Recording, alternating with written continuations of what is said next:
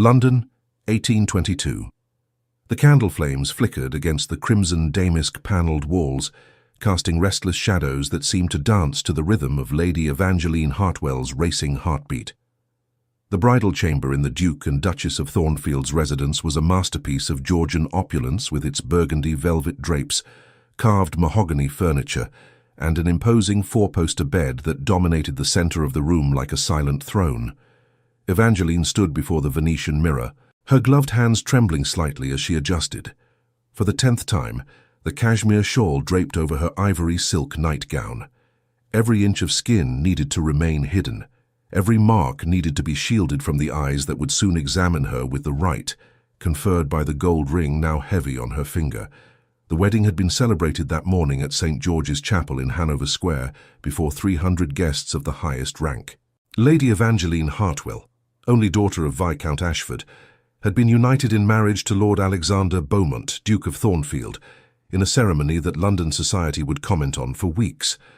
Not for the visible affection between the bride and groom, for there was none, but for the magnificence of the event, the political alliances it sealed, and the combined fortune that was now intertwined under the blessing of the Church. Arranged marriage was the norm among the aristocracy, a contract as calculated as any commercial deal. And Evangeline fully understood her role in this transaction.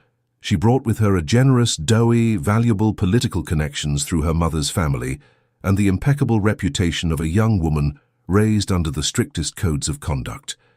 The Duke in turn offered one of the oldest titles in England, estate spanning 3 counties, and a position at court that few could equal. But there was something the Duke was unaware of, something Evangeline guarded with the same zeal as a sentry, guarding the gates of a besieged fortress. Beneath the silk and velvet, beneath the layers of fine fabric that fashion demanded and that she used for added purpose, her skin told a story that should never be read. Silver marks snaked across her shoulders and down her back like cruel rivers of frozen memory. Scars that spoke of confrontations a daughter should never have with a father, of words that should never be spoken, and of consequences that should never be inflicted. This Count Ashford was known in society as a strong-willed but fair-minded man, a respected parliamentarian, and a competent administrator of his estates. What happened within the walls of Ashford Manor, away from the glare of society, was another matter entirely. Evangeline had learned early on that her father did not tolerate contradiction, especially from a daughter. When at 14 she dared to question his decisions about her education, the response came swift and painful. When at 16 she begged him to reconsider dismissing her favorite governess for a minor error, the punishment was even more severe. And when at 18 she had the audacity to suggest that perhaps he should moderate his passion for the card game that was increasingly consuming the family fortune, he had taught her a lesson that left its mark not only on her skin, but on her soul. Her mother, the gentle Lady Catherine, had watched with helpless tears in her eyes, but she had never intervened. A wife did not question her husband, a truth Lady Catherine repeated like a mantra whenever she saw Evangeline in the days following her punishments, helping her tend her wounds while whispering apologies that never quite reached her. When Lady Catherine had died 3 years earlier of a sudden fever, Evangeline had lost her only ally. Fragile though she might be, she was left alone at Ashford Manor with an increasingly irascible father and servants who knew too much but could do nothing. The marriage arrangement with the Duke of Thornfield had appeared as a salvation, albeit a cold one. At 21, Evangeline was at the age when marriage was not only expected, but necessary. Her father, eager to strengthen ties with a more powerful house, and perhaps ease his conscience by sending his daughter away from scenes they both preferred to forget, had readily accepted the proposal when the Duke's representative presented it. Lord Alexander Beaumont, at 32, had still not married despite pressure from family and society. They said he was a man devoted to the duties of his title, cold in his efficiency, fair but distant with his tenants, respected but unloved. A man sought a wife, as he would a competent steward, someone who would fulfill his duties without creating emotional complications during their brief courtship. If those formal meetings under the watchful eye of attendants could even be called courtship, Evangeline had studied her future husband with the attention of someone examining a sentence. He was tall, with broad shoulders that perfectly filled out his impeccably tailored coat, dark brown hair that he kept neatly trimmed, and deep blue eyes that seemed capable of piercing any pretense. His features were aristocratic, with a strong jaw and lips that rarely curved in any expression that could be mistaken for joy. When he spoke to her, his voice was polite but formal, his questions conventional, his answers measured. He inquired about her education, her interests in music and reading, her opinion on running a large household. He never asked about her feelings, her dreams, or her fears. And Evangeline never offered more than the appropriate answers a prospective bride should give. Now, in this room that would bear witness to the next chapter of her life, Evangeline faced the moment she had dreaded since the marriage agreement had been signed. The consummation of the marriage was a duty, an expectation, a legal necessity to validate the union. But how would she fulfill this duty without revealing what she was hiding? How would she allow the Duke to exercise his conjugal rights without exposing the scars that would transform her image as a flawless bride into something broken and damaged? She had considered keeping the room completely dark, but that would surely raise suspicions. She had considered suggesting they keep her nightgown on, but what husband would accept such a thing on their wedding night?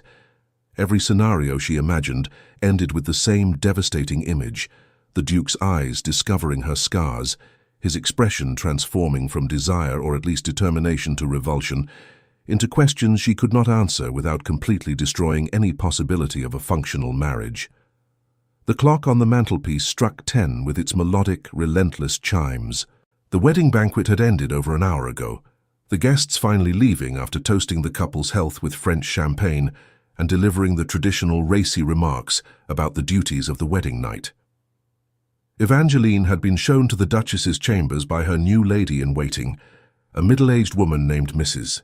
Peyton, who had arranged her hair, helped her into the silk and lace bridal gown the Duke had sent as a gift, and then withdrawn with an encouraging smile that didn't reach her worried eyes. The woman had surely noticed the excessive care with which Evangeline insisted on keeping her shawl draped over her shoulders, the way she flinched when Mrs. Peyton tried to help her with the back of her dress. A soft sound at the adjacent door made Evangeline's heart race. Her fingers closed around the edge of her shawl, pulling it tighter. The door opened with a barely audible click, and the Duke of Thornfield entered her chambers for the first time as husband. He still wore most of his wedding attire, though his coat had been removed and his waistcoat unbuttoned, revealing the white linen shirt beneath. His sleeves were rolled up to his elbows, a touch of informality that contrasted strangely with his rigid posture. He held a crystal glass of amber liquid in one hand, and his eyes, those piercing blue eyes, met hers through the mirror before finally looking directly at her. For a long moment, neither of them spoke. Silence stretched between them, filled only by the crackling of the fire in the grate and the insistent ticking of the clock. Evangeline forced herself to turn, to face him directly, as a beautiful wife would expect, but her body was rigid with apprehension. The Duke took a measured sip of his brandy, his eyes never leaving her face. Then, to her surprise, he crossed the room, not toward her, but to one of the armchairs near the fireplace, where he sat down with a barely audible sigh. "Lady Evangeline," he began, and there was something in his voice she couldn't quite place. Weariness, perhaps, or resignation. "I imagine this evening is as disconcerting for your lordship as it is for me." The words were so unexpected that Evangeline blinked, unsure if she had heard correctly. "Your Grace," she replied, her own voice trembling more than she would have liked. "I understand my duties." The Duke inclined his head, studying her with an intensity that made her wish she could disappear into the shadows. "Yes, I am sure you do. We were both raised to understand our duties above all else." He took another sip. "But before we proceed to fulfill those duties, I would like to establish certain understandings between us." Evangeline nodded, unsure of what else to do. He continued, his voice maintaining that formal tone, but not entirely devoid of something that could be called consideration. "This marriage was arranged for practical reasons, as we both know. Your family sought an advantageous alliance, and I required a wife who could fulfill the requirements of my position. There were no promises of affection, no pretense of love." She waited, her heart still racing, unsure of where he was going with this. "What I propose, Lady Evangeline, is that we build our marriage on the foundation of honesty and mutual respect. if not passion. I desire your lordship to manage my household with the competence I know you possess. I desire a companion who can appear at my side at social events without causing scandal. And I desire in due time heirs who can continue the Beaumont line. In return, I will offer protection, financial security, and the freedom to pursue your own interests within appropriate limits. He paused. And I wish you to know that I am not a cruel man. I will not raise my hand against your lordship in anger. I will not humiliate you in public or private, and I will not demand more of you than is necessary to fulfill the terms of our contract. The word struck Evangeline like an unexpected balm on old wounds. I will not raise my hand against your grace. How could he have known those specific words would mean so much? How could he have guessed that a promise of non-violence would be more valuable than any declaration of love? Your grace is very kind, she managed, her voice almost a whisper. The Duke raised an eyebrow. Gentle would be to promise you a honeymoon in Venice, or to declare feelings neither of us possess. I am simply establishing the terms under which this marriage will function most effectively. But I have noticed during our brief meetings before the wedding that your grace seems apprehensive. He leaned forward slightly. If there is something that concerns you, something you wish to communicate before we proceed, now would be the time. The offer hung between them, tempting and terrifying at the same time. Evangeline felt the words rising in her throat, the desperate need to confess, to explain, to plead for understanding for something she herself barely understood. But fear was stronger. The fear that the truth would turn the distant respect he offered into revulsion. The fear that the marks on her body would reveal not only what her father had done, but somehow the deficiency in herself that had justified such actions. There is nothing, your grace, she lied, pulling her shawl tighter around her. I am simply inexperienced in these matters, which is perfectly natural and expected, he replied, finishing his brandy and placing the glass on the side table. He stood, and Evangeline felt her entire body tense like a bowring. The Duke crossed the room toward her with measured steps, stopping a respectable distance away. "May I?" he asked, indicating the shawl she clutched like armor. Evangeline felt panic rising. She desperately searched for an excuse, any reason to maintain the protection of the fabric. "I feel a slight chill, your grace, the night air during the carriage ride." He frowned slightly. "Are you indisposed? We can postpone this duty if your health requires it." "No," she answered too quickly, realizing that delay would only prolong the inevitable. "I am fine, your grace, just a little chilly." "Then allow me to feed the fire," he said, turning to add more wood to the hearth. The flames leaped higher, casting more light into the room, and Evangeline almost groaned in despair. More light meant fewer places to hide. When the Duke turned to her again, there was something different in his expression, a softness that had not been there before. "Lady Evangeline," he said, his voice lower, "now I understand that your grace may be nervous. It is natural. But I wish you to know that I am not a brute. I will be as gentle as circumstances allow." The words, spoken with genuine sincerity, nearly shattered Evangeline's carefully constructed defenses. Tears stung the backs of her eyes, but she forced them back. Crying now would only raise more questions. "I am grateful, your grace," she whispered. He held out his hand, and after a moment's hesitation she placed hers in it. His fingers were warm, his grip firm but not oppressive. He led her gently toward the bed, and with each step, Evangeline felt the weight of the inevitable approaching. When they reached the bedside, the Duke paused again. His hands moved to the knots of the shawl around her shoulders, and Evangeline couldn't contain the slight shiver that ran through her. He noticed immediately, his hands pausing mid-movement. "Your grace is trembling," he observed. "Are you that afraid?" The question carried not accusation, but something close to concern. Evangeline closed her eyes, summoning every shred of courage she possessed. "Not afraid of your grace," she said. And it was true. She wasn't afraid that he would intentionally hurt her. She was only afraid of his reaction to what he would discover. So afraid of what? He pressed gently. She opened her eyes, finding his fixed on her face with an intensity that made her feel completely exposed, even though she was still fully clothed. "Of disappointing him," she finally said, choosing a half-truth. The Duke studied her for another long moment. Then his hands resumed their movement, undoing the shawls, not with deliberate care. The fabric began to slip, and Evangeline felt as if every inch of cashmere that fell took with it a layer of protection that could never be recovered.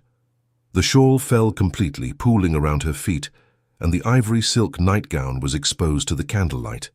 The fabric was beautiful, embroidered with delicate floral motifs in silver thread, but it was also semi-transparent at certain angles, especially in the direct firelight. Evangeline remained perfectly still, her eyes fixed somewhere beyond the Duke's shoulder, not daring to look at his face and see the exact moment when he would notice. But that moment didn't come immediately. Instead, the Duke moved behind her, and she felt his fingers on the sash that held her nightgown together. He untied it with efficient movements, and then his hands rested lightly on her shoulders, preparing to slide the straps down. And it was then, under the direct touch of his hands on the thin fabric, that he felt it. The irregularities in the skin that should have been smooth, the grooves were scar tissue-formed raised lines. He stopped completely, his fingers exploring with growing disbelief what they found. Evangeline felt the exact moment when understanding replaced confusion. His fingers traced a more pronounced scar, following it from her shoulder toward her back. "What?" he began, his voice suddenly rough. "What is this?" It wasn't a question. It was a demand. Evangeline squeezed her eyes shut, wishing she could simply disappear. "Nothing. Your Grace, it doesn't matter." "This matters," he countered, his voice growing more intense. "Turn around." It wasn't a request. Slowly, feeling as if she were walking to her own execution, Evangeline turned to face him. Her eyes still avoided his, fixed instead on the mother-of-pearl button on his shirt. "Look at me," he commanded, and reluctantly she obeyed. What she saw on his face wasn't what she expected. There was no revulsion there, no contempt. Instead, there was a rage so intense it almost made her recoil, but she could tell it wasn't directed at her. "Who?" he asked with dangerous calm. "Did this to you?" Evangeline felt her throat close. "I said, it doesn't matter." "It matters to me," he cut her off. "Turn around," he repeated. But this time his voice held something different. It wasn't a command, but a tense request with restrained emotion. When she didn't move, he gently placed his hands on her shoulders and turned her so that her back was to him. She felt him locate the ties of her nightgown at the nape of her neck, felt him untie them with fingers that trembled slightly. The fabric loosened, slid, and then she was there, exposed from the waist up, every scar revealed in the merciless candlelight.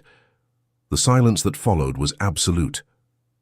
Evangeline waited for the recoil, the gasp of shock, the questions she couldn't answer without completely destroying any hope of dignity. But what came was different. She felt the Duke's fingers, incredibly gentle, tracing a long scar that ran diagonally from her left shoulder to the middle of her back. Then another and another, as if he were memorizing a map of suffering written on her flesh. "This was a whip," he finally said, his voice barely above a whisper, but charged with a fury so deep it seemed to vibrate in the air. Not just once, multiple times, for years. Evangeline didn't trust her voice to answer. "Turn to me," he demanded again. And this time she obeyed, clutching her loose nightgown to her chest, but allowing him to see her face. "Who did this?" he repeated. And this time there was something in her eyes, an intensity that demanded truth. "My father," she whispered, the words coming out like a forced confession. "The Viscount Ashford," he said, and it wasn't a question. His jaw clenched until a muscle pulsed visibly beneath the skin. For what offense had he deemed fit to brand his daughter like a disobedient horse? Evangeline swallowed, forcing herself to hold his gaze steady. For having a mind of her own, for questioning his decisions, for begging her to stop throwing away the family fortune, for being everything a daughter shouldn't be in his eyes. "And your mother?" he asked. "Where was she while this was happening?" "My mother," Evangeline said softly, "did what every proper wife does. She looked away and prayed for her to pass quickly. She died 3 years ago, and perhaps it was a mercy." The Duke turned abruptly, walking to the window with stiff steps. His hands clenched into fists at his sides, and she could see the tension in every line of his back. When he finally spoke, his voice was controlled with visible effort. "Why didn't you reveal this before the wedding?" Evangeline almost laughed, a humorless sound. "And say what? Your Grace, that I am damaged, that I bear marks of shame beneath the silks and velvets, that any man who marries me will discover he has purchased effective merchandise." He whirled so quickly she nearly jumped. "No," he said fiercely, "do not you dare place this shame upon yourself. The shame belongs to the man who wielded the whip, not to the one who bore it." Evangeline blinked, disarmed by the vehemence in his voice. "Your Grace is kind to say so, but it is not kindness. It is true." He interrupted her. He crossed the room in 3 long strides, stopping before her. Without warning, he knelt, his hands finding hers where she still clutched her nightgown to her chest. "Lady Evangeline," he said, and there was something in his eyes she'd never seen before, something raw and unguarded. "I've been called many things in my life, cold, calculating, devoid of deeper feelings, and perhaps there's truth to those accusations. But one thing I'll never be is a man who sees another's suffering and turns away." He squeezed her hands gently. "Your father will be held accountable for his actions. I swear this." Evangeline felt tears finally escape, tracing hot trails down her cheeks. "Your Grace doesn't understand. He is my father, despite everything he is, and to reveal this publicly only. I will not speak publicly," he promised, "but Viscount Ashford will learn that his daughter is now under my protection, and that anyone who tries to harm her again, be he Viscount or King, will answer to me." There was an absolute certainty in his words that made something inside Evangeline's chest loosen, something that had been tight for so long she'd forgotten what it was like to breathe freely. The Duke stood and gently, with infinite care, helped her up as well. "Your lordship is exhausted," he said, his voice regaining a touch of formality, but without losing its gentleness. "And I was a callous fool to pressure you when you're clearly not in a condition to do so." He took the velvet robe that was draped over the chair and draped it over her shoulders, tying it carefully so she was completely covered. "But your Grace," she began, confused. "Our duties can wait," he said firmly. "I will not take advantage of you when you are still shaken by memories you should not carry." He gently guided her to the bed, pulling the covers back. "Rest tonight, Lady Evangeline. Tomorrow, we will begin building this marriage on proper foundations. But the marriage will not be valid without," she insisted, a last shred of practical concern asserting itself, even through emotional exhaustion. "It will be valid when I say it is," he replied, with an aristocratic arrogance that in any other circumstance might have offended her, but in that moment sounded like protection. He waited while she slid under the covers, then pulled them up to her chin with almost paternal care. "Sleep," he ordered gently. "I will be in the adjoining room if you need anything. And Lady Evangeline," he added, pausing at the door connecting his chambers to hers, "understand this. These marks do not make you less of a person in my eyes. They make you more. They prove a strength few possess." With that he walked through the door, closing it softly behind him. Evangeline stood still for a long moment, processing everything that had happened. She had come to this evening expecting at best clinical indifference and at worst outright revulsion. Instead, she had found understanding, justified anger on her behalf, and a promise of protection that sounded as absolute as any sacred vow. Tears came then earnestly, but they were not tears of sadness. They were tears of relief, of cautious hope, of a possibility she had never dared imagine. Maybe, just maybe, this arranged marriage could become something more. Maybe she had found not just a husband, but an ally. Maybe for the first time since her mother died, she was not completely alone. In the adjoining room, Alexander Beaumont, Duke of Thornfield, stood before his own window, staring out at sleeping London without really seeing her. His hands still trembled slightly with suppressed rage, his jaw ached from clenching. He had thought he understood the complexities of the aristocratic world, had thought nothing could shock him. But the marks he had seen on his wife's back, the story of systematic abuse they told, had awakened something in him he hadn't known he possessed. A protective rage so intense it threatened his famous control. He had considered this marriage a practical transaction. He needed a wife, an heiress, someone to manage his household and appear at his side at social events. Lady Evangeline Hartwell met all the requirements on paper. But the woman he had met tonight, the woman who had deep pain beneath a facade of perfect composure, was so much more than any list of qualifications could capture. He had returned to society after years of service on the Iberian Peninsula during the Napoleonic Wars. He had seen men die in horrific ways, witnessed the cruelty humans could inflict on each other on the battlefield.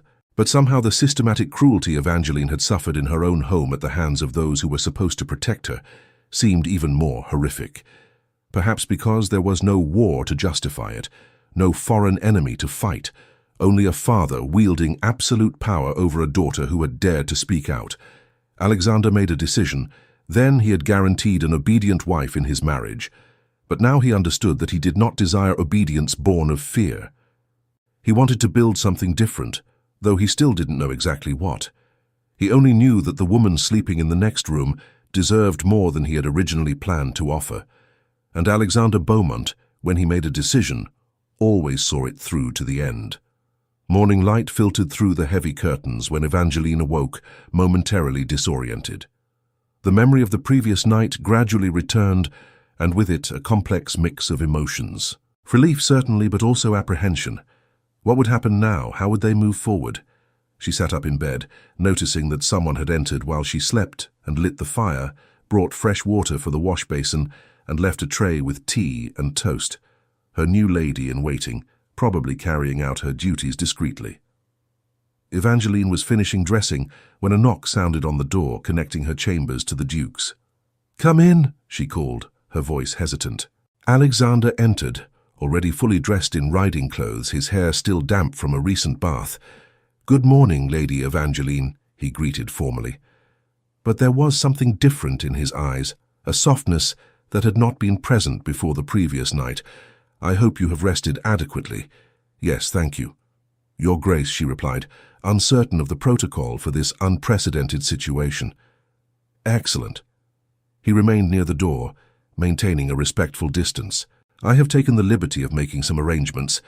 In an hour we will depart for Thornfield Hall, the country estate my primary residence in Yorkshire."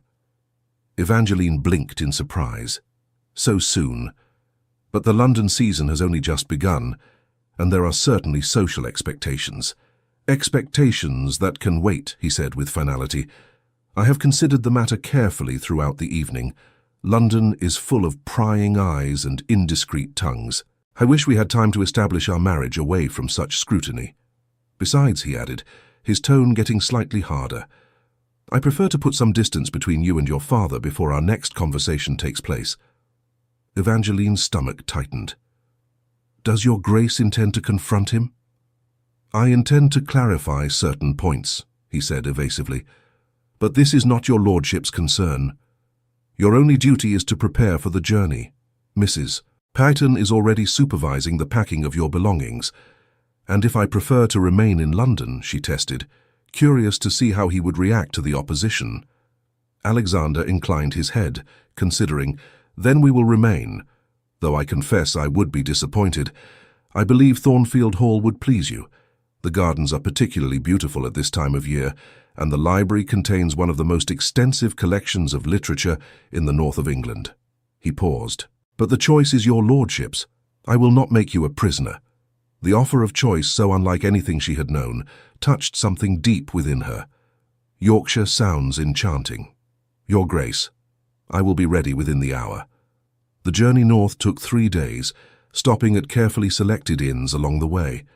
Alexander maintained a respectful distance throughout the journey, chatting with her about neutral topics during meals, but ensuring they had separate rooms each night.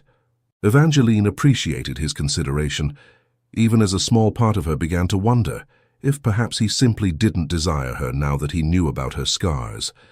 But then she would catch him looking at her with an expression she couldn't decipher, an intensity that made her pulse race, and that worry would dissipate. Thornfield Hall emerged from the rolling Yorkshire hills, like something from a fairy tale, an imposing greystone mansion with turrets at every corner and hundreds of windows that glowed in the afternoon sun.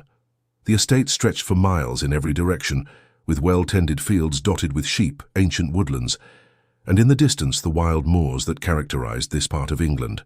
"It is magnificent," Evangeline whispered, as the carriage rolled down the long driveway lined with ancient oak trees. "It is your home now," Alexander replied, a touch of pride in his voice. "I hope your lordship finds you comfortable. The staff are looking forward to meeting your new duchess." The staff indeed lined the steps of the main entrance from butler to junior kitchen maid, all in their finest uniforms.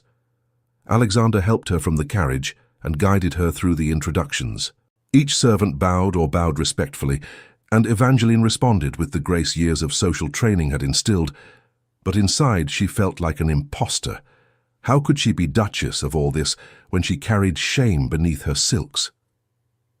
The butler, a dignified, silver-haired man named Hartwell, led them inside. "The Duchess's house has been prepared according to your instructions, Your Grace," he told Alexander, "and dinner will be served at 7 if that is suitable." "Perfectly suitable," Alexander confirmed. "Please show the Duchess to her rooms. I will be in my study attending to correspondence that has accumulated during my absence." The Duchess's apartments occupied the entire east wing of the second floor, a suite of rooms decorated in shades of sage green and golden cream. There was a sitting room overlooking the formal gardens, a walk-in closet larger than her entire bedroom at Ashford Manor, a private boudoir, and finally the bedroom itself, dominated by a 4-poster bed with embroidered silk curtains. Everything was luxurious yet elegant, clearly arranged by someone with refined taste. "This was your work, Your Grace?" Evangeline asked, turning to Alexander, who had followed despite his stated duties. "I confess I had assistance from my aunt, Lady Margaret." He admitted she has served as hostess at Thornfield since my mother's death 8 years ago. He left for his own estate as soon as our engagement was announced, feeling it appropriate for the new Duchess to establish her own household. But she left detailed instructions on what she considered necessary. Evangeline moved around the room, her fingers lightly touching the fine furniture, the silk curtains, the carefully selected books on the shelves. "It's wonderful," she said sincerely. "Please convey my gratitude to Lady Margaret. You can do so yourself. She will return for dinner tomorrow night, eager to meet you."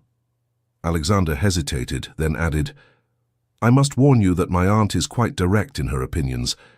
Don't let her intimidate you."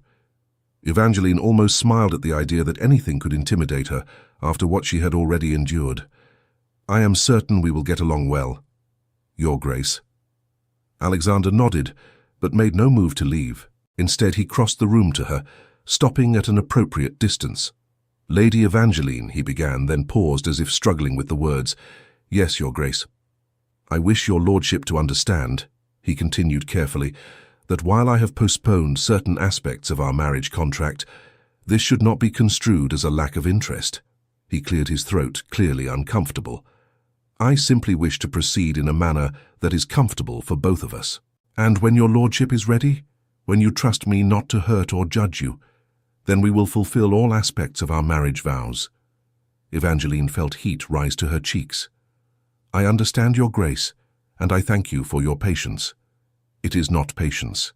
It is respect," he corrected.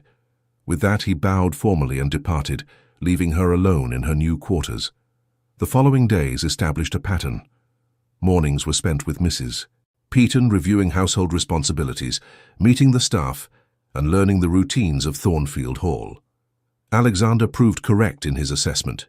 She had a natural talent for household management, and the staff responded well to her gentle but firm leadership. Afternoons were often spent in the magnificent library, where she discovered her passion for literature. Being nourished by volumes she had never before accessed, and evenings were spent at dinners with Alexander, where they discussed books, politics, and philosophy, gradually getting to know each other as people rather than simply husband and wife by contract. Alexander revealed himself to be deeper than his cold manner suggested.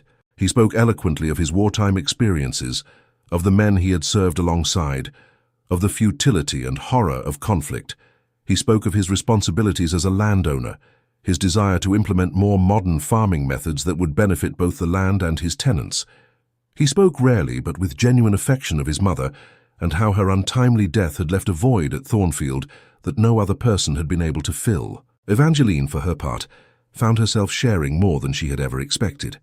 She spoke of her lonely upbringing, of the books that had sustained her through difficult times, of her dreams of perhaps one day writing something of her own, though she knew such ambition was unbecoming of a woman of her position. And gradually, cautiously, she began to speak of her mother, of the gentle but weak woman she had loved but had failed to protect. It was during one of these late-night conversations, a week after their arrival at Thornfield, that the topic of her father finally resurfaced. They were in the library after dinner, Alexander with a glass of port, Evangeline with tea, when he casually mentioned, "I received correspondence from Viscount Ashford today." Evangeline's entire body stiffened. "Did he write to your Grace? What did he say?" Alexander took a measured sip before replying. "He expressed paternal concern for your well-being and requested permission to visit Thornfield to personally ascertain that you were being properly cared for." Evangeline felt bile rise in her throat. "And did your Grace respond?" "I did," Alexander confirmed. "I informed him that you are perfectly well and that visits from Ashford Manor are not desired at this time. I made it clear, so as not to be misinterpreted, that any concerns he might have about your treatment are unnecessary, and given certain evidence that has come to my attention, quite hypocritical." "Your Grace mentioned," Evangeline began, her heart pounding about the marks. "Not directly," he assured her, "but I have given you to understand that I am aware of certain events in your childhood and that I do not approve." His reaction was instructive. There was a long pause before he elaborated, followed by a rather emphatic letter, insisting that matters of family discipline are none of the business of strangers, even if those strangers are now family by marriage. "He is my father," Evangeline said weakly, unsure why she still felt the need to defend the man who had marked her. "He is your torment," Alexander corrected gently but firmly. "And while I cannot undo the past, I can ensure that he has no opportunity to repeat such acts. Your lordship is now under my protection, and that protection is not merely nominal." Evangeline felt conflicting emotions war within her, relief that Alexander truly intended to keep her safe, guilt for causing strife between families, and something else, something warm and dangerously close to affection for this man who, though cold in his manner, was warm in his actions. "You are very good to me, Your Grace," she said softly. "I am your husband," he replied, as if that explained everything. And perhaps it did. He stood, crossing to where she sat and extending his hand. "Come, there is something I wish to show you." Intrigued, she placed her hand in his and allowed him to lead her out of the library, through candle-lit corridors, to a wing of the house she had not yet explored. He stopped before a heavy oak door and opened it, revealing a studio bathed in soft moonlight through large windows. An easel was positioned near the window. Canvases in various stages of completion leaned against the walls, and the scent of oil paint permeated the air. "This was my mother's studio," Alexander explained. "She was a talented artist, though she painted only for her own pleasure. After her death, I closed this room, unable to bear to enter it, but recently I have begun to think that perhaps it is time to allow it to live again." Evangeline moved slowly around the room, examining the paintings. They were mostly landscapes of Thornfield and the surrounding region, executed with considerable skill and a sensitive eye for light and color. "They are beautiful," she sighed. "Your mother had great talent." "She did," he agreed. "And I mentioned this because your Grace spoke of your desire to perhaps write. I wondered if this space could be transformed for your use. A desk instead of an easel, paper and ink instead of canvas and paints. A place where your Grace could pursue your own creative ambitions, away from eyes that might deem such pursuits unfit for a duchess." The offer was so unexpected, so perfectly suited to the secret desires she had barely admitted to herself, that Evangeline felt tears sting her eyes. "Would your Grace do this for me?" "Why not?" Alexander asked, genuinely confused. "You are my wife. Your happiness is not only desirable, but necessary for the proper functioning of our household. If writing brings you joy, then you should write." Evangeline turned to face him, this man who continued to amaze her every day. "I don't know how to adequately thank you for such kindness." "No thanks required," he said, but there was a hint of color in his cheeks that suggested he was more affected by her gratitude than his casual tone indicated. "Simply make use of the space as you wish. I will have it rearranged to your specifications." They stood there for a long moment, the moonlight spilling through the windows and enveloping them in silver. Evangeline was intensely aware of his nearness, of the heat emanating from his body, of the way his eyes, always so controlled, seemed to darken slightly when they rested on her. "Your Grace?" she began, then hesitated, unsure how to articulate what she felt.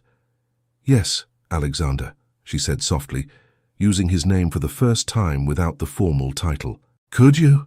She took a deep breath, gathering her courage. "Ask you to call me by my name as well."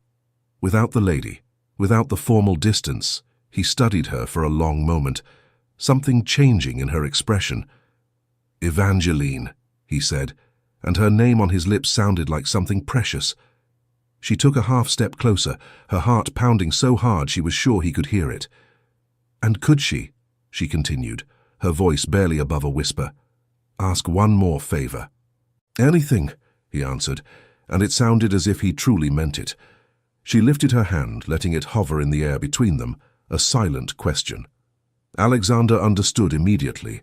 Slowly, giving her time to pull back if she wished, he covered her hand with his. Their fingers intertwined, and Evangeline felt the warmth of his touch run down her arm. "I am not afraid of your touch," she said softly. "I have realized this in these past weeks.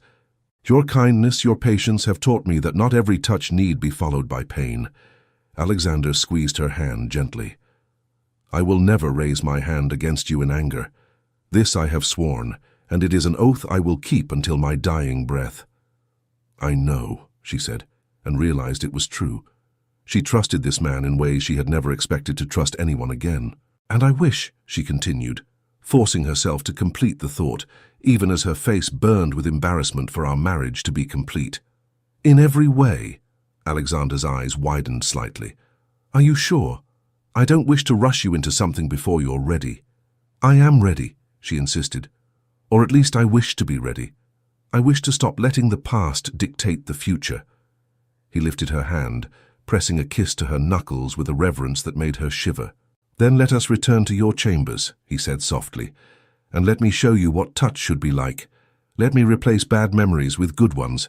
If at any time you wish to stop, just say so, and I will stop immediately. Do you understand?" She nodded, her throat too tight for words. The walk back to her quarters passed in a blur. Evangeline was intensely aware of his hand holding hers, the heat of his body next to hers, the anticipatory tremor coursing through her veins. When they reached her door, Alexander paused.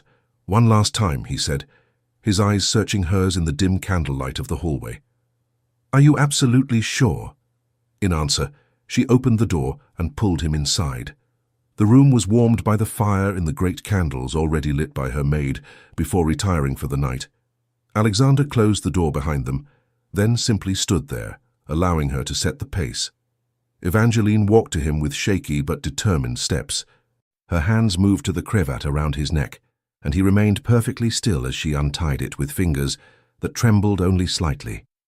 The fabric fell away, and she moved to the buttons of his waistcoat. He captured her hands gently. "Allow me," he said softly. With efficient movements, he removed his vest and shirt, revealing the muscular chest sculpted by years of military training. Evangeline allowed her eyes to trace over him, noting the scar that ran along his ribs, another that cut across his shoulder. "You were marked too," she whispered. "War," he explained simply. "Nothing compared to what you endured. But yes, we all carry our marks." She reached out, her fingers tracing the scar on his ribs. He shivered beneath her touch, but not from pain, from suppressed desire. "Your turn," he said huskily. She nodded, turning so he could access the clasps of her dress. His fingers worked the buttons with infinite patience, and gradually the dress loosened. He pushed it off her shoulders, allowing it to fall in a pool of silk at her feet. The shift underneath was thin, but still covered her scars. For a moment, the old fear resurfaced. What if even now, even after everything, he recoiled when he saw it? But then she remembered his words that first night. "These marks don't make you any less of a person in my eyes. They make you more." With trembling but determined hands, she pulled the slip over her head. Standing before him in nothing but her silk stockings, the firelight danced across her skin, highlighting every silvery scar that marred her shoulders and back. She forced herself not to cover herself to allow him to see everything. Alexander circled slowly, his eyes tracing each mark. When he completed the circle and stood before her again, there was reverence in his face. "Beautiful," he said simply. "Every scar is a testament to your strength. Every mark proves that you survived what should have broken you." He reached out, his fingers tracing the longest scar with a delicacy that made her breath catch. "You are the bravest woman I have ever known." Then he leaned in, pressing a soft kiss against the scar on her shoulder, then another against the mark on her collarbone, a third against the line that cut across her left shoulder. With each kiss, Evangeline felt something inside her begin to heal. Old wounds beginning to close, not because the scars disappeared, but because they were finally honored instead of hidden. Alexander lifted her into his arms, carrying her to the bed. He laid her down on the silk covers, then joined her, his large body hovering over hers, but braced against her arms so as not to crush her with his weight. "Remember," he said, his eyes locked on hers. "Say stop, and I will." She nodded but knew she wouldn't need to, because when he finally touched her, when his hands explored her body with infinite reverence, when his lips followed the path of her fingers, there was no pain. There was only pleasure, gentle and building, a tide of sensation that swept her away. He was patient, infinitely patient, learning what made her sigh, what made her arch against him. And when they finally joined, when they became husband and wife in every sense, there was nothing cold or transactional about it. There was warmth, there was connection, and for the first time in her life, Evangeline understood what people meant when they talked about the beauty of physical union. Later, as they lay tangled together under the covers, her head resting on his chest and listening to the steady beat of his heart, Alexander pressed a kiss to the top of her head. "Thank you," he murmured. "Why?" she asked sleepily. "For trusting me," he said simply, "for allowing me to show you that not every touch is followed by pain." The following months brought a transformation Evangeline never would have imagined possible. Her marriage, which began as a cold, practical arrangement, blossomed into something rich and profound. Alexander proved to be a caring husband, interested not only in her duties but in her thoughts, her dreams, her opinions on everything from politics to literature. He fulfilled his promise about the studio, transforming it into a perfect haven where she spent her mornings writing, developing stories that emerged from her imagination with an ease that surprised her. He even encouraged her, reading her early efforts and offering constructive criticism that helped her improve. And their nights were spent exploring the passion they had discovered, learning each other's bodies with a dedication that transformed duty into joy. Evangeline learned that her body, scarred as it was still capable of pleasure. She learned that Alexander's hands on her skin brought not pain but delight, and slowly, scar by scar, he helped her reclaim what her father had tried to steal, her autonomy over her own body. Spring turned to summer, and Thornfield Hall blossomed around her. The gardens burst with color, the fields ripened with bountiful harvests, and the house itself seemed to breathe with new life. The staff noticed the change in their lord, how he smiled more easily, how his characteristic stiffness softened when the Duchess entered the room. And they also noticed how the Duchess, initially so reserved and careful, gradually relaxed, her smile becoming more genuine, her laughter echoing through the halls. It was during a horseback ride through the fields in early summer that Evangeline decided to broach the topic she had been avoiding.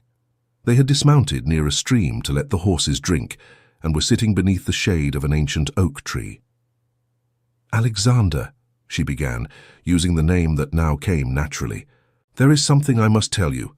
He turned to her, concern immediately flashing in his eyes. "Are you well? Are you ill?" "No, no," she assured him quickly, touching his hand. "It is nothing like that. It's just," she took a deep breath, "there's something I should know about myself, about my family that might affect our future prospects." Alexander waited patiently for her to continue. "My mother," Evangeline said slowly, "lost 3 babies before finally carrying me to term. And after my birth, the doctors told her she shouldn't try again, that another pregnancy would likely kill her. It's possible I inherited her difficulties. It's possible I won't be able to give you the heirs you need." Alexander was silent for a long moment, processing this information. Then he asked, "Is that why your father—" He didn't finish the sentence, but she understood. That he blamed me, that he punished me. She shrugged partly. "Perhaps an only child means the title will pass to a distant cousin when he dies. He always saw it as my failing, as if I could control such things." "And you're afraid," Alexander said slowly, "that I'll react the same way if you can't conceive." Evangeline couldn't meet his gaze. "The pressure on a wife to produce heirs is immense. Your Grace, I don't."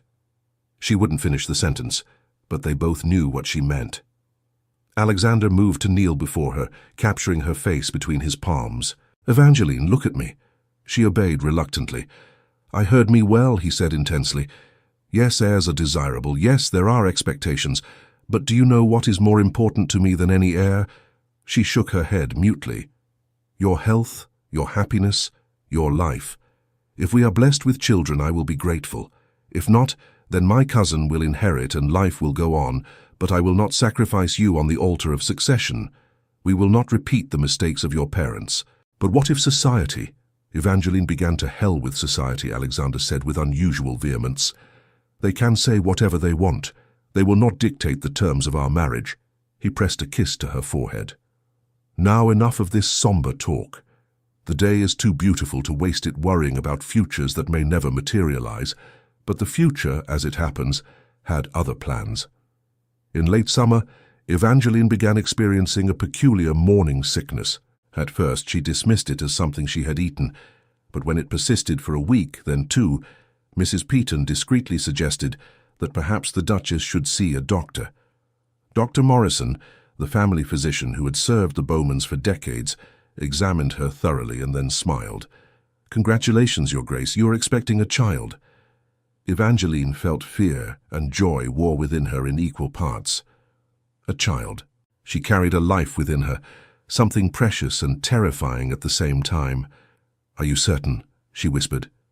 "Absolutely certain, Your Grace," the doctor confirmed. "I would estimate you are approximately 2 months along. If everything continues as it is, we can expect a birth in early spring." And as for Evangeline hesitated, searching for the right words. My mother struggled. "Is there reason to worry?" Dr. Morrison frowned thoughtfully. "I know your mother's medical history, Lady Catherine. Indeed, she had challenges, but every woman is different, every pregnancy unique. For now, you appear healthy and strong. We will monitor your condition carefully and take all necessary precautions. But I see no reason to anticipate difficulties at this time." He paused. "You must inform His Grace immediately. He will, I am sure, be immensely pleased." After the doctor departed, Evangeline sat in her chambers, one hand unconsciously moving to her still flat belly. A life was growing there, half hers, half Alexander's. A child who would be loved, protected, never to know the fear that had defined her own childhood. The responsibility of this made her dizzy, but also brought a fierce determination. She would break the cycle. This child would grow up knowing only kindness and encouragement. Alexander was in his office when she finally came to find him, surrounded by ledgers and correspondence. He looked up when she entered and immediately noticed something in her expression. "What happened?" he asked, standing quickly. "Is this your father? Did he try to contact you again?" "No," she said quickly, closing the door behind her. "It's nothing bad. At least I hope you don't consider it that." She took a deep breath. "Alexander, I'm expecting a child." He stood completely still for a long moment, his face unreadable. Then, to her surprise, he crossed the office in 3 long strides, scooped her up in his arms and spun her around, laughing in a way she'd never heard before, young and free and completely untethered. "A child," he repeated, gently lowering her but keeping her close. "Evangeline, this is wonderful. So, you're not disappointed?"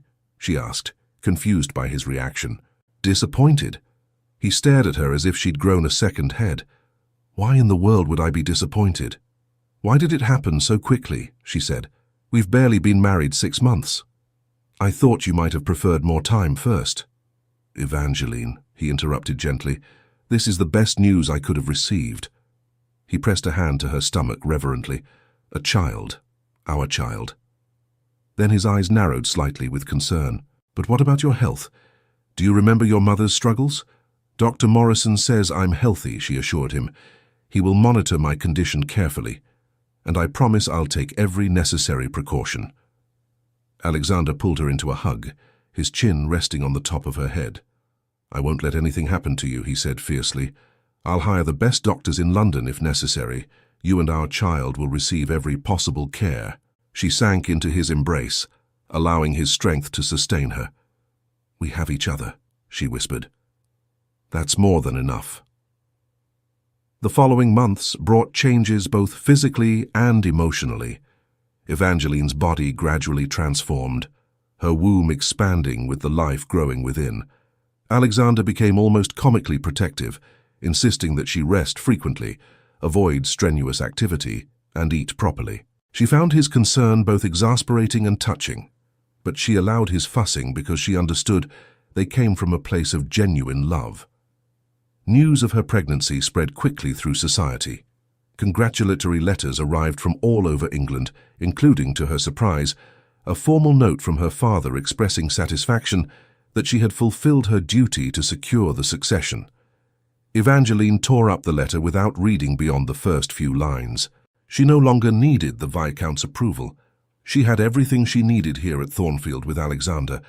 It was during her 7th month of pregnancy that the complication she had feared finally manifested. She was in her study, working on a manuscript she hoped to one day publish under a pseudonym, when a sharp pain shot through her belly. She gasped, her pen falling and staining the paper with ink. Mrs. Peaton, who was organizing books nearby, immediately noticed. "Your Grace, what's wrong?" "Pain," Evangeline managed through gritted teeth. "Mrs. Peaton, send for Dr. Morrison immediately. And for his Grace." The lady-in-waiting needed no further instructions. She ran out shouting for servants, and within minutes the entire house was in turmoil. Alexander burst into the study, his face pale. "Evangeline," he said, kneeling beside her, where she now slumped in her chair. "What can I do? How can I help?" "Just stay with me," she whispered, grabbing his hand. "Please don't leave me alone, never," he promised fiercely. Dr. Morrison arrived within the hour, his calm presence bringing some order to the chaos. He examined Evangeline thoroughly, while Alexander paced outside the room, refusing to go any further. When the doctor finally emerged, his expression was serious. "Your Grace," he told Alexander, "the Duchess is in premature labor." "It's too soon," Alexander said, his face growing even paler. "She's only 7 months along." "The child both are at risk," Dr. Morrison said frankly. "I will not serve you by lying. The next few hours will be critical, but the Duchess is strong and I will do everything in my power." Alexander nodded stiffly. "May I see her soon? She's asking for you." Evangeline lay on the bed, her face glistening with sweat, but she smiled faintly when he entered. "Here you are," she whispered. "I thought you might have escaped." "Run away," he said, sitting down beside the bed and taking her hand. "From you? Impossible." "Alexander," she said, her grip tightening as another contraction ripped through her. "If something happens, if I have to choose—" "No," he cut her off fiercely. "Don't make me make that choice. We won't talk about such things. You will both survive. You have to. I can't." He paused, his voice breaking. "I can't lose you. Not now. Not when I finally found you." He hadn't finished. But she understood. "Love," she whispered. "You say you love me." "I love," he confessed. The words finally released after months of being felt but unsaid. "I love you more than I thought it was possible to love anyone. And when this is over, when you're both safe, I will say it every day for the rest of our lives." She smiled through the pain. "Then I will have to survive, won't I? I can't miss the chance to hear those words repeated." "You have to survive," he corrected, pressing a kiss to her forehead. "Because I don't know how to go on living without you." The next few hours were the longest of Alexander's life. He was relegated to waiting in the hallway, while Dr. Morrison and the midwife worked. He could hear Evangeline's muffled sounds of pain through the heavy door and each moan was like a knife to his heart.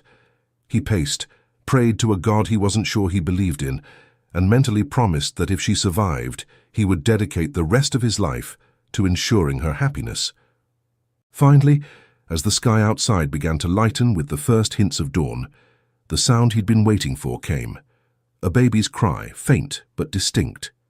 He was at the door in an instant, but the midwife emerged before he could enter, carrying a small bundle. "Your Grace," she said, smiling, "you have a son, small but with strong lungs." "And Evangeline," he demanded. "The Duchess." "She's tired, but well," Dr. Morrison said, appearing behind the midwife. "It was hard, but she's stronger than she looks." "You can see it now." Alexander barely glanced at the son the midwife was trying to show him. So focused was he on reaching Evangeline. She was pale, her dark hair plastered to her forehead with sweat, but her eyes were open and clear when he entered. "Alexander," she whispered. "Our son healthy," he assured her, sitting beside the bed and taking her hand. "And most importantly, how are you?" "Exhausted," she admitted, "but alive and ready to meet our son properly." Alexander motioned to the midwife, who brought the bundle and carefully placed it in Evangeline's arms. She pulled back the blanket, revealing a tiny, perfectly formed face. The baby had a dusting of dark hair, and when he opened his eyes briefly, they were a deep blue like Alexander's. "He is perfect," Evangeline sighed. "So small, yet perfect." "What shall we name him?" "Alexander," she said without hesitation. "Alexander James Beaumont, after his father." He felt his throat tighten with emotion. "Are you serious?" "Completely," she said, looking at him with clear love in her exhausted eyes. "He will be named after the man who taught me that strength and kindness are not opposites, the man who showed me that brands don't define worth, the man I love more than I thought it possible to love." Alexander leaned in, pressing a soft kiss to her lips. "You are extraordinary," he murmured, "and I am the luckiest man in England." The child between them chose that moment to make a small sound, and they both laughed, the sound mingling with tears of relief and joy. They stayed like that for a long time, a new family, preciously united, as the morning light filled the room and Thornfield Hall awoke to a new day. Dr. Morrison insisted that Evangeline rest completely for several weeks after her birth. Alexander carried out these orders with almost tyrannical zeal, ensuring she didn't lift a finger unnecessarily.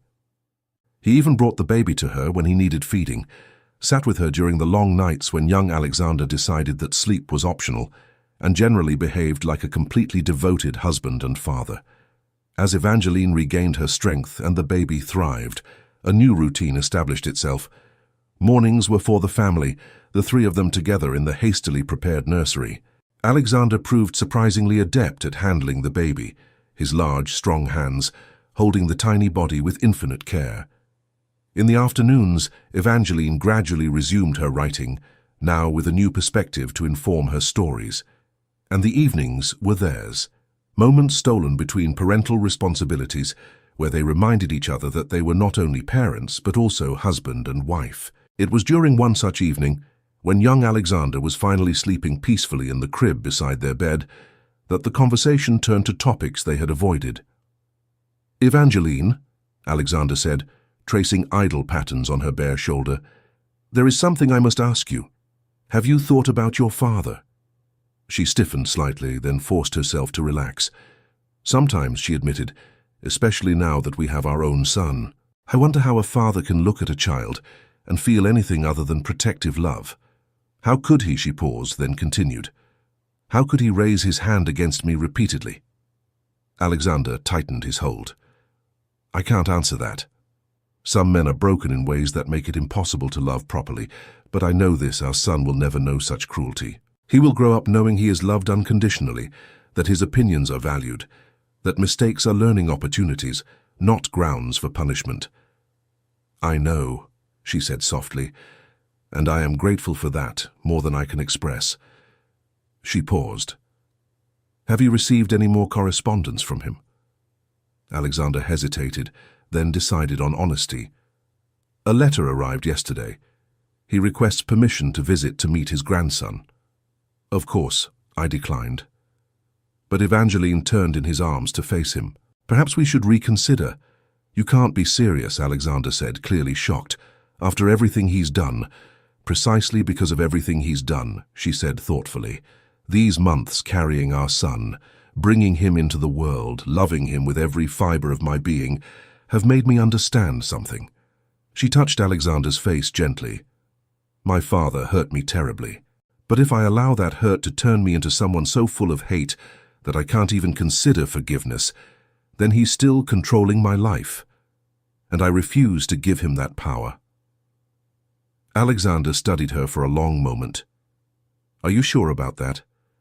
You don't need to prove anything to anyone, especially not to him. It's not for him, she said.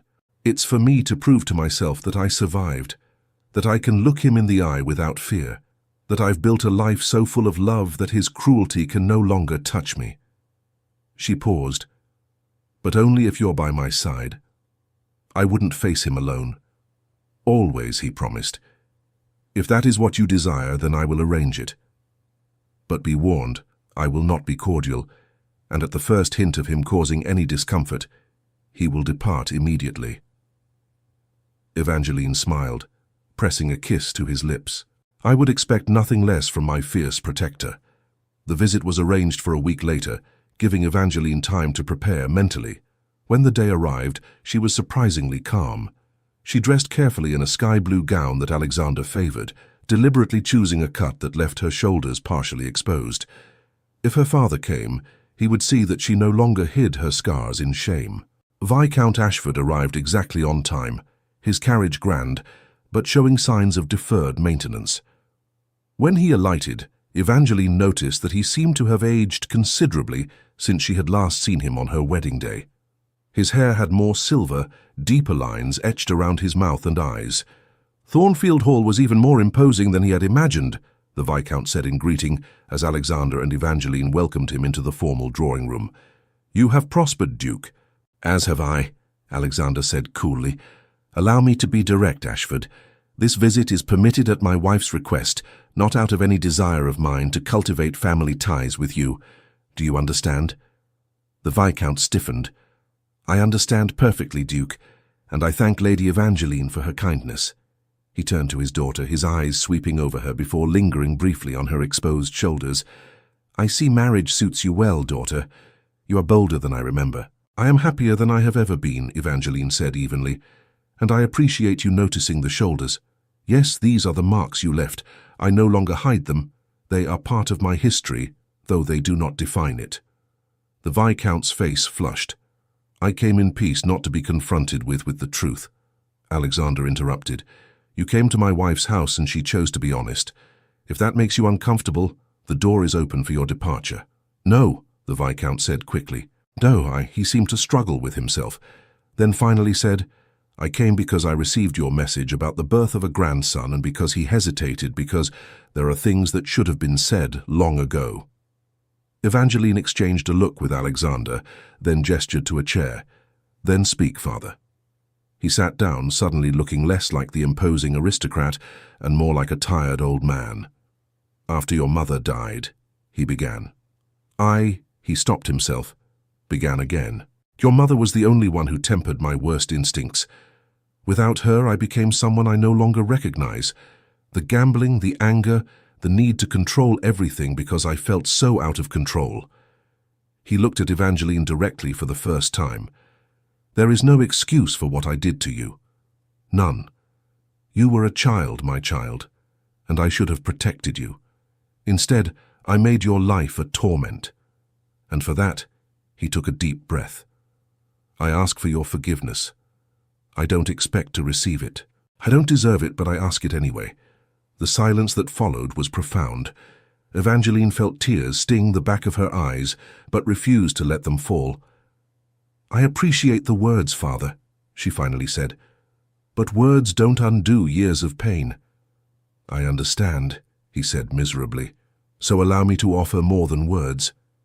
He reached into his coat and withdrew a folded document. This is the revised will.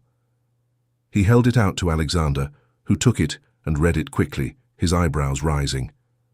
The Viscount continued, "Everything I own, all the property, the entire fortune, will be your son's upon my death. Not his distant cousins as originally planned. Your son, my grandson, will inherit everything. It's little, but it's all I can offer to try to repair the irreconcilable."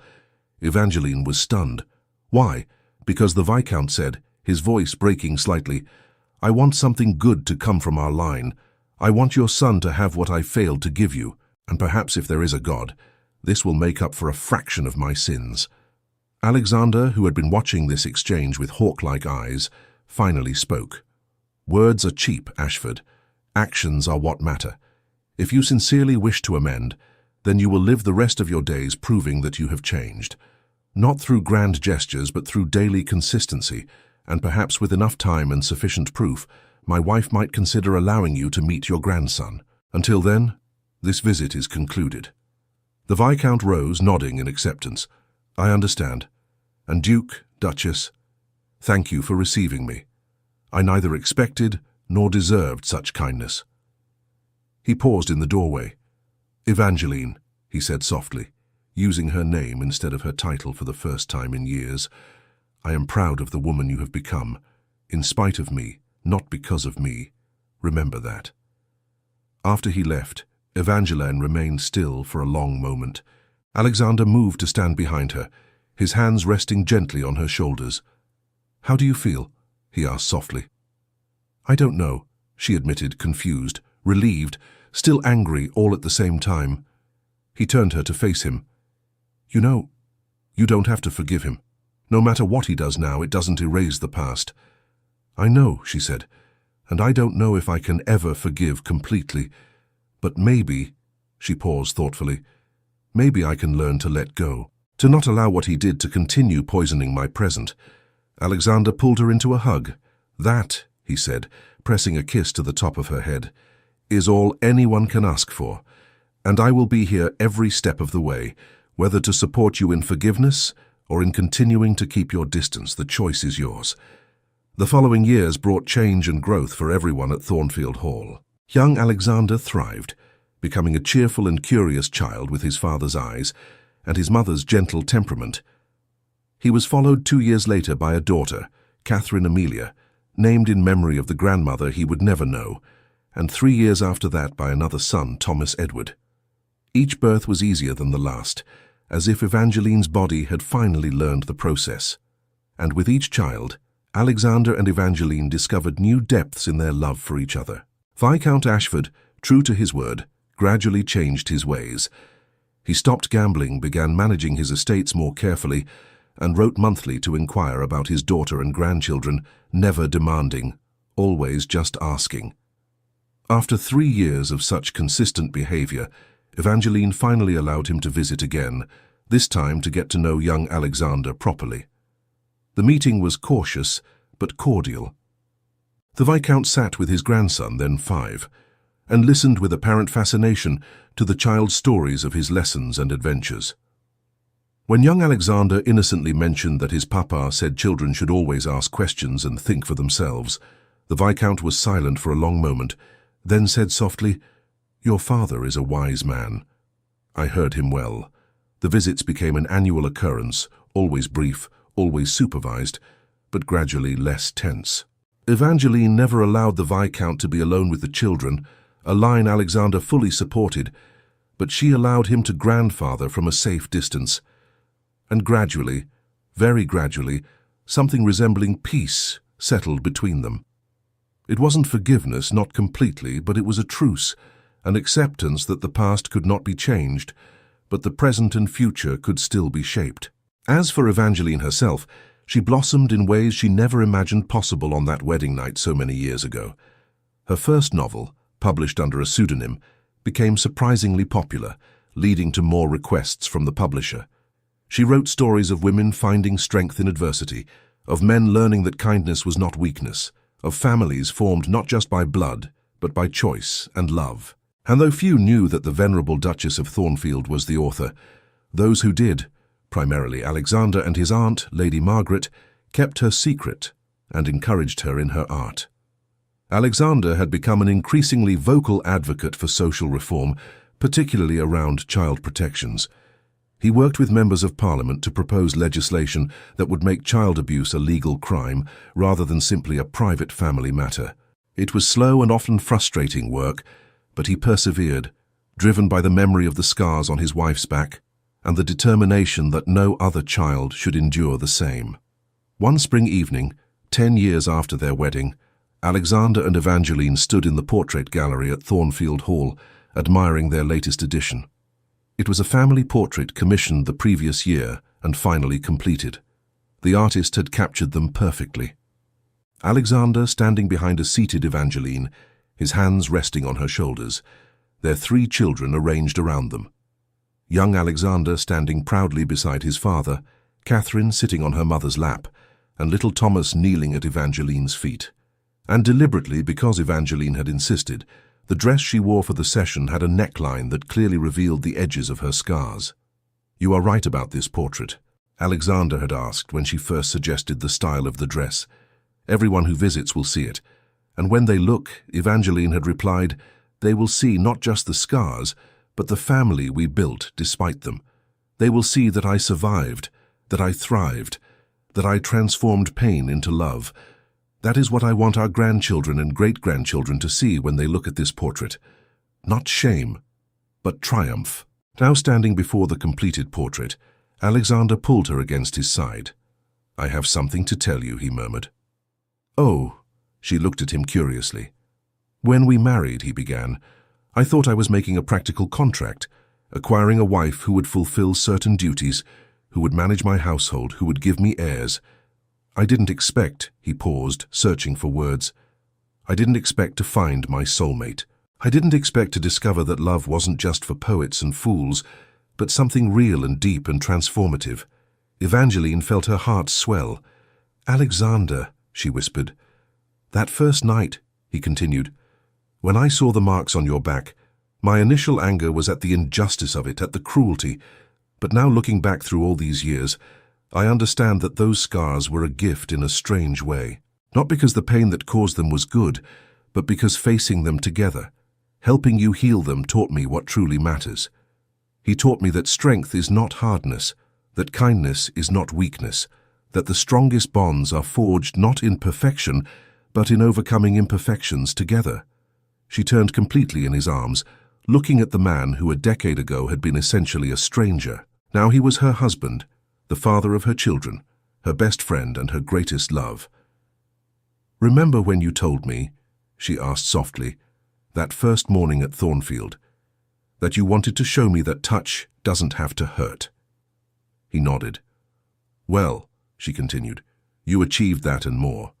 You taught me that I am stronger than I ever knew, that my past doesn't define my future, that love, real and true, seeks not to control, but to liberate."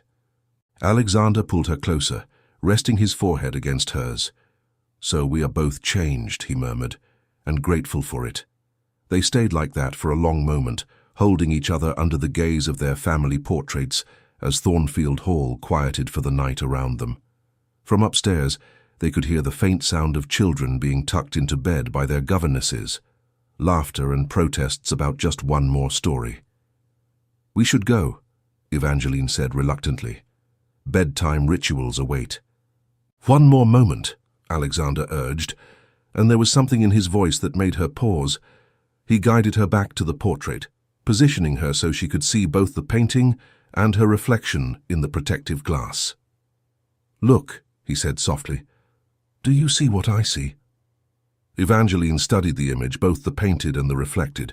She saw a woman of 31, still beautiful despite having carried 3 children, with dark hair tied back in an elegant style and eyes that shone with genuine contentment. She saw the scars on her shoulders, no longer hidden, but displayed as part of who she was. She saw a husband whose hands on her shoulders spoke of protection and partnership. She saw 3 healthy, happy children who would never know the fear that had defined her own childhood. "I see a family," she said finally. "A family built on love and truth." "I see exactly that," Alexander agreed. "And more. I see a woman who took what should have destroyed her and turned it into strength. I see a mother who is raising the next generation to be kind yet courageous. I see a wife who made me a better man than I ever was on my own." He turned her to face him. "And I see, most importantly, a survivor who refused to let her past dictate her future." Tears glistened in Evangeline's eyes, but they were tears of joy, not sadness. "How lucky I was to find you," she whispered. "Luck had nothing to do with it," he said with a smile. "It was fate, providence, the ordaining of the universe that two strangers would come together in a cold contract and discover, against all odds, that they had found exactly what neither of them knew they were looking for." He leaned in, pressing a soft kiss to her lips.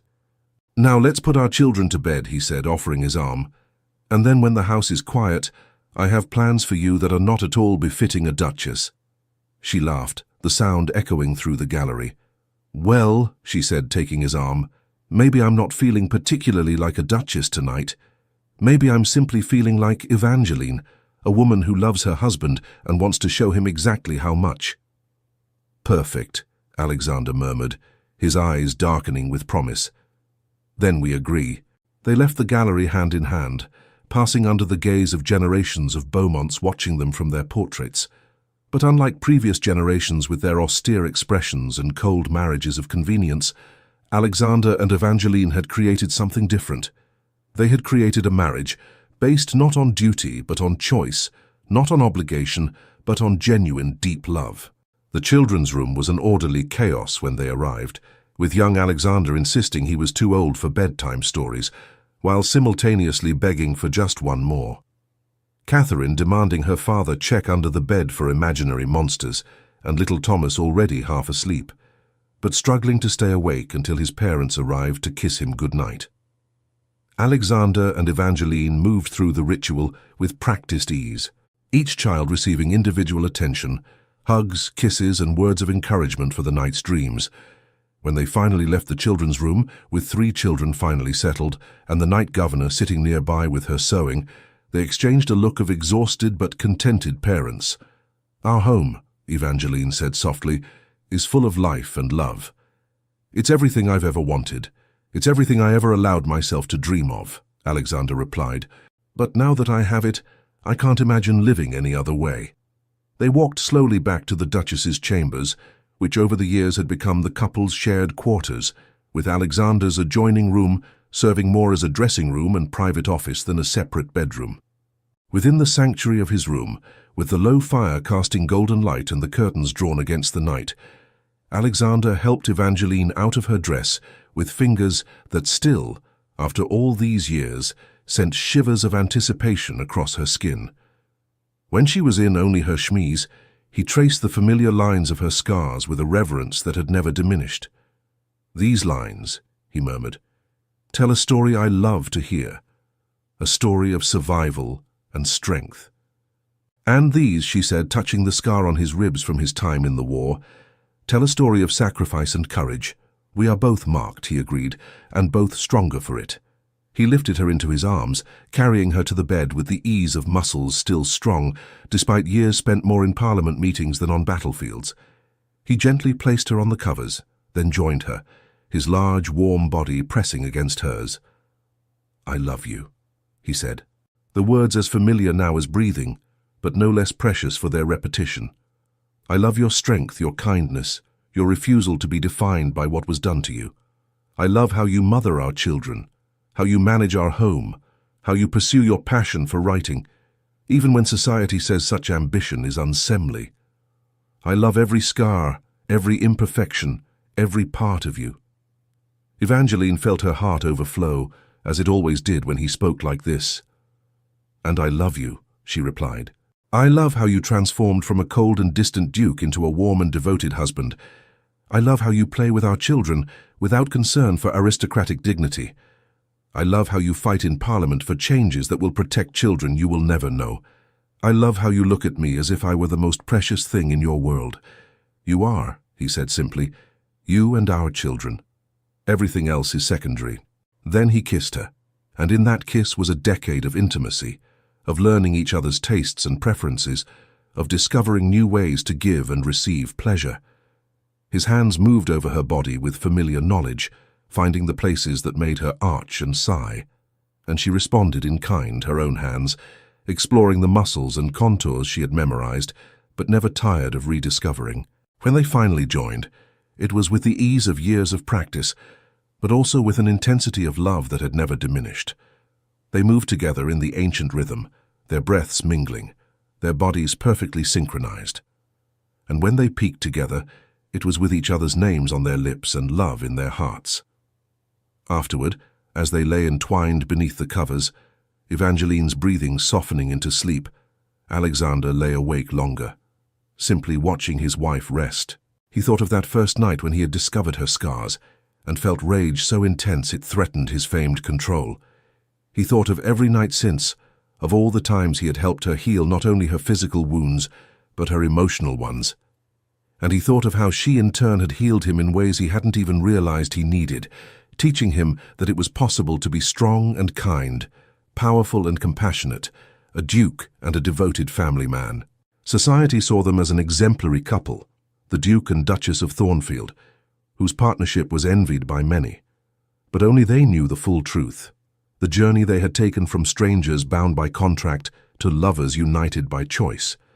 Only they knew the night spent facing past demons, the tears shed and comforted, the painful revelations and gradual healing. And only they understood that true marriage was not about perfection, but about facing imperfections together with honesty, patience, and unwavering love. Evangeline stirred in her sleep, instinctively moving closer to his warmth, and Alexander smiled in the darkness. Yes, he thought, pulling her closer. This was exactly what marriage should be. Not the cold duty he had imagined on their wedding night, but this warmth, this connection, this certainty that no matter what came, they would face it together. The years continued to pass at Thornfield Hall, each bringing its own joys and challenges. Young Alexander grew into a responsible young man who showed great promise both in his studies and in understanding the responsibilities he would one day inherit. Catherine developed a passion for painting, discovering her grandmother's old studio and spending hours there creating works that demonstrated remarkable talent for one so young. And Thomas, the youngest, revealed himself to be an adventurous spirit, constantly finding new ways to get into innocent mischief that kept the entire household both exasperated and delighted. Evangeline continued writing, her novels gaining increasing popularity under her pseudonym. She used her platform to weave subtle messages about social justice, women's rights, and the importance of treating children with dignity and respect. And while few knew that the venerable Duchess of Thornfield into innocent mischief that kept the entire household both exasperated and delighted. Evangeline continued writing, her novels gaining increasing popularity under her pseudonym. She used her platform to weave subtle messages about social justice, women's rights, and the importance of treating children with dignity and respect. And while few knew that the venerable Duchess of Thornfield was the author, those who suspected chose to keep the secret. Recognizing the value of her words, Alexander, for his part, finally saw some of his legislative efforts bear fruit. A law was passed, though weaker than he had hoped, which for the first time recognized that parents had limits on how they could discipline their children. It was only a start, but it was a start, and he would continue to fight for more. Viscount Ashford became a regular if distant presence in the lives of his grandchildren.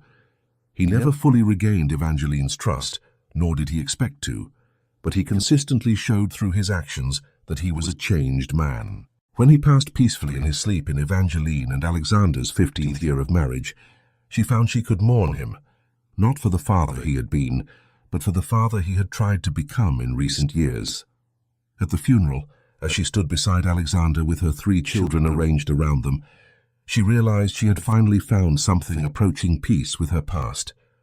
The scars remained, always would, but they no longer defined her. They were simply part of his story. A story that also included love, family, triumph, and redemption. That night after the funeral, when all the guests had departed and the children were in bed, Evangeline and Alexander found themselves back in their chambers. She stood before the window, gazing at the stars that dotted the night sky like diamonds scattered on black velvet. Alexander came up behind her, wrapping his arms around her waist and resting his chin on her shoulder. "How do you feel?" he asked softly. "At peace," she said, and realized it was true. He had caused so much harm, so much suffering, but in the end he had tried to make amends. It wasn't enough to erase the past, but it was something. And that, she turned in his arms, is more than many receive. Alexander studied her face in the dim candlelight. "You are the most extraordinary woman I know," he said. "The journey you have taken from that frightened young woman on your wedding night to the confident woman before me now is nothing short of miraculous. I didn't do this alone," she reminded him. "I had a guide, a partner, a love who showed me the way. We were each other's guides," he corrected. "You taught me as much as I taught you." They stayed like that for a long moment, embraced in the stillness of their sanctuary. Two people who had found each other through unlikely circumstances and built something beautiful from the ruins of painful pasts. And when they finally moved to the bed, when they joined once more in the ancient dance of husband and wife, it was not with the urgency of youth, but with the deep certainty of a love matured and tested by time. 20 years after that wedding night, Evangeline found herself again in a bridal chamber, but this time as an observer rather than a participant. Her daughter Catherine, now a young woman of 18, was marrying a young viscount who had courted her for 2 years before finally winning Alexander's approval to ask for her hand. Evangeline helped Catherine dress for the ceremony, her fingers deftly arranging the lace veil and adjusting the folds of the ivory silk gown. "Hugh will be fine," she assured her daughter, who was understandably nervous. "Lord Hampton is a good man.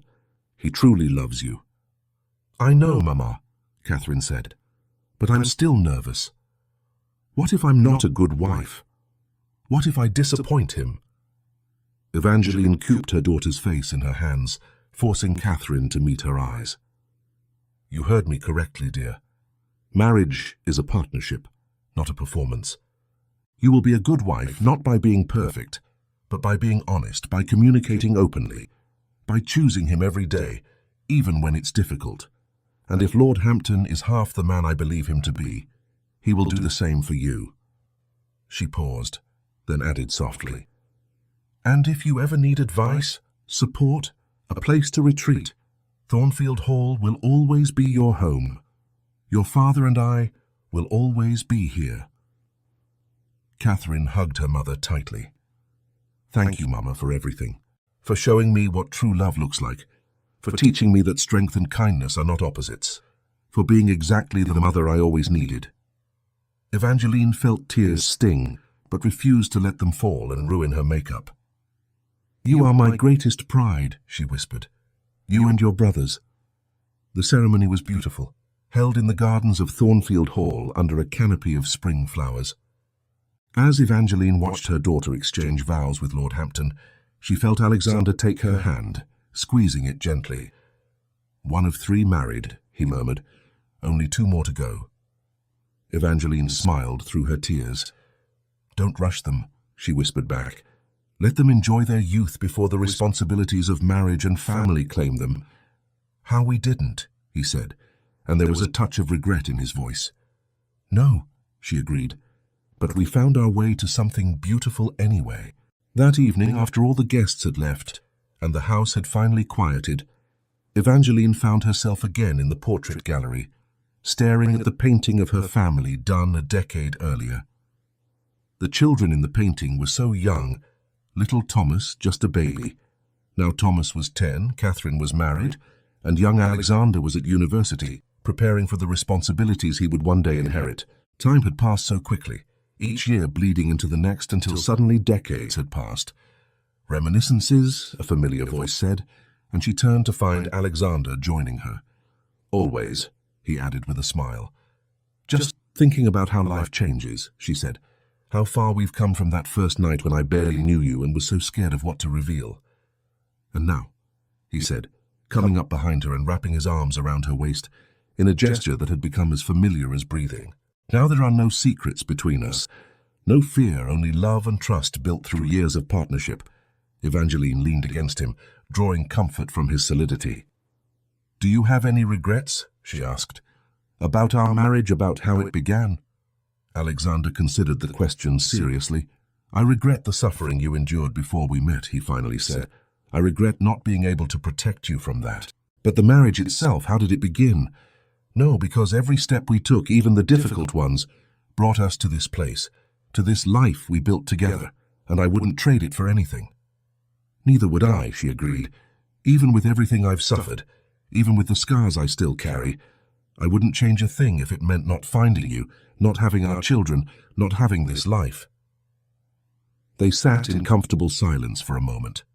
Then Alexander said, "There's something I never told you about that first night." "Oh." She turned in his arms to face him.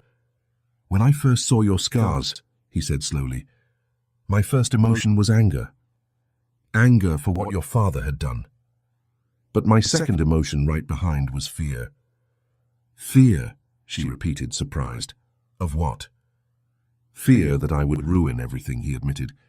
"Fear that I wouldn't know how to help you heal. Fear that my own emotional limitations, my reputation for coldness, would mean I would fail you exactly when you needed someone most. But you didn't," she said fiercely. "You were exactly what I needed. Your strength when I was weak, your certainty when I doubted, your patience when I needed time. Alexander touched her face gently because you taught me how to be these things. Before you, I was effectively the cold duke that society thought I was. You showed me that there was more to me, more that I was capable of being. Then we saved each other," she said softly, "in ways neither of us expected." "Precisely," he agreed, "and we will continue to save each other every day for the rest of our lives. That is what true marriage means." Alexander and Evangeline's twilight years were spent in quiet contentment. They saw all three of their children marry well, and grandchildren born and raised. Alexander eventually retired from public life, passing the baton of parliamentary responsibility to young Alexander, who proved to be as dedicated to social reform as his father. Evangeline continued writing until arthritis made holding a pen too painful, and then dictated her stories to Catherine, who had revealed herself to have inherited both her mother's literary talent and her passion for social justice. On a winter evening, 42 years after that fateful wedding night, Alexander and Evangeline sat together in their chambers, the same room where so many memories had been made. The fire crackled merrily in the grate, warding off the chill outside. Their hair was silver now, their bodies showing the wear of years, but their eyes, when they looked at each other, still held the warmth and love they had cultivated over the decades. "Have you been happy?" Evangeline asked, asking the question she had asked countless times over the years, but never tired of hearing answered. "With our life together?" Alexander took her hand, his fingers now bent with age, intertwining with hers. "Happier than I ever dreamed possible," he replied. "The answer is true now as it had always been. You have given me everything that matters: love, family, purpose, joy. What more could a man ask for?" She smiled, squeezing his hand. "I regret nothing," she said, "not even the suffering you brought, because it led me to you." Alexander lifted her hand, pressing a kiss to her knuckles as he had 1,000 times before. "When my time comes," he said softly, "my only regret will be leaving you." "Don't talk like that," she protested. "You still have years." "Maybe," he said, "or maybe not. Neither of us knows how much time we have left. But this I know. Every day I had with you was a gift. And when we part, whether I go first or you, I will know that I have lived a life filled with more love than most experience in 10 lifetimes." Evangeline felt tears slide down her wrinkled cheeks. "I love you," she whispered, "today and always." "I love you too," he replied, "today, tomorrow, and in any life that may come after this." They stayed like that, hands clasped, as the fire burned low and the night deepened around them. Two people who had begun as strangers bound by contract, who had faced past demons and built a future together, who had transformed cold duty into deep and lasting love. And when they finally moved to bed, when they lay side by side as they had countless nights before, it was not with the passion of youth, but with something deeper, with the certainty of a love tested by time and proven true, of a partnership that had weathered all storms, of two hearts that had beaten as one for so long they could not imagine existing apart. The scars Evangeline bore still marred her skin, faded with age, but never completely gone. But they no longer represented shame or pain. They represented survival, triumph, the journey she had taken from victim to victor. And every time Alexander traced those familiar lines, it was with reverence and love, reminding them both of where they began and how far they had come together. This was their story, the story of two people scarred by difficult pasts who found healing and hope in each other's arms. A story that had begun with a cold wedding night and reluctant duty, but had blossomed into something beautiful, profound and lasting. A love story that had transcended societal expectations and marriage contracts, becoming instead a union of souls. And as the fire finally died to embers and sleep claimed them, Alexander and Evangeline Beaumont, Duke and Duchess of Thornfield, rested peacefully, wrapped in each other's arms, and in the love they had built together, scar by scar, day by day, year by year, until it had become the very foundation upon which they had built their lives. Their wedding night had been cold and marked by shocking revelations, but it had led to 42 years of the warmest and most loving marriage anyone could hope for. And in it they found not only happiness, but complete and lasting redemption. End. Thank you for staying with us until the end of this emotional journey. If this story touched your heart, we invite you to subscribe, like, comment, and share our channel. Your support inspires us to keep creating more stories of love, redemption, and breathtaking twists. Help us reach our first 2,000 subscribers, and together we'll continue sharing tales that warm the heart. At the end of this video, you'll see a suggestion for another of our historical stories. Click and let yourself be enchanted by another unforgettable tale. With all our gratitude, Echoes of Romance.